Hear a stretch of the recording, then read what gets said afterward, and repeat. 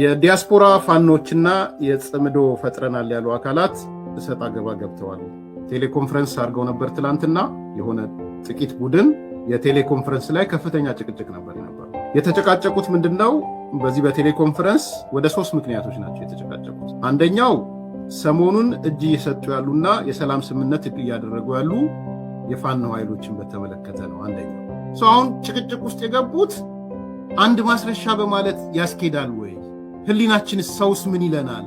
ቢኮዝ እየገባ ያለው ኃይል ካፒቴን ማስረሻ ብቻ አይደለም፣ እየገባ ያለው ኃይል በርካታ ነው። ስለዚህ ዝም ብለን ካፒቴን ማስረሻ እያልን የፕሮፓጋንዳ አቅጣጫ ማስቀመጥ አይጠቅመንም። በሌላ በኩል ደግሞ ይሄን ካልንማ ገደል እንገባለን።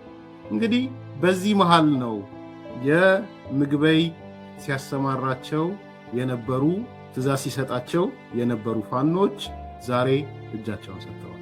በቁጥር ወደ 167 አካባቢ ናቸው። እነዚህ 167 ሰዎች ሲገቡ የዛ አካባቢ ሰው ስራ ብቻ አይደለም የተሰራው። ከካናዳ ያሉ የጎንደር ወጣቶች ምሁራኖች፣ ከአሜሪካን ያሉ የጎንደር ልጆች፣ የጎንደር ወጣቶች ተሳትፈዋል። ምንድነው የምታደርጉት? ምንድነው እየሰራችሁ ያላችሁት? ምን ለማድረግ ነው ጫካ ገብታችሁ? ዛሬ እየተሰራ ያለው ዶክመንት ምንድነው?